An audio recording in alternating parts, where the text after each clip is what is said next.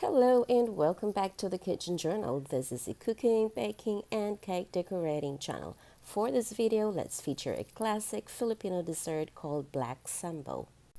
Black Sambo is a two-layered gelatin-based dessert made of chocolate and creamy milk jelly pudding. It is an easy-to-prepare dessert that you can make ahead of time for any occasion. You can set them into desired containers of your choice like gelatin molds, rectangular glass container, mini cups or mini glass wines, or basically just any container. It is a perfect dessert for chocolate and gelatin lovers. I hope you will like this video, give us a thumbs up or subscribe if you haven't yet.